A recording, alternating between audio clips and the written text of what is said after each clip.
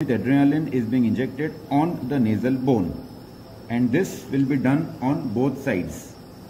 We also have to infiltrate on the nasal septum so that when we reduce the septum, the chance of bleeding is little less.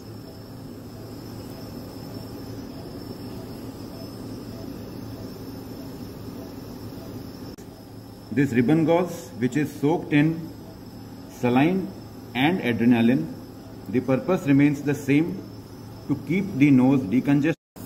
The method of using the Walsham's forceps is we insert it inside the nasal cavity. We hold the nasal bone, but there is a chance of damage to the skin, so always keep a gauze piece for support. Hold the nasal bone. First we out fracture the nasal bone and then we in fracture.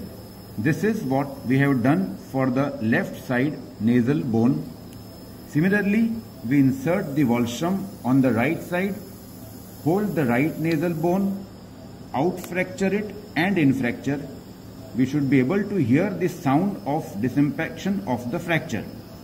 Now once both the nasal bone fractures are disimpacted, out fractured and in fractured, we have to digitally manipulate this nasal bone and bring it to center.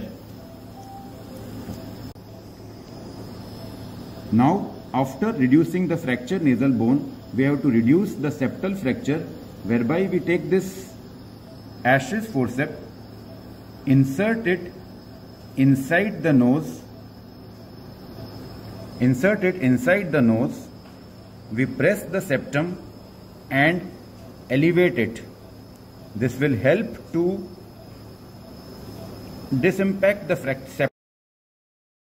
The Ashe's septal elevation forceps has a unique feature that there is a gap in between the two blades. Even when you close it, this gap always should be present because it avoids damage to the mucoperichondrium of the nasal septum. As you can see, there is a distinct angle in the forceps, and that is used to go along the nasal floor for bringing out the septum. So when you are reducing it, again you are facing the patient at the head end and from the foot end, and you have to insert the forceps in this manner. It goes in and you have to hold the septum and you have to iron it out in this manner. So it goes down along the nasal floor and you have to pull it up and iron it out.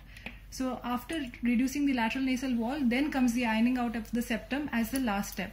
So these two are the forceps, the Walsham that comes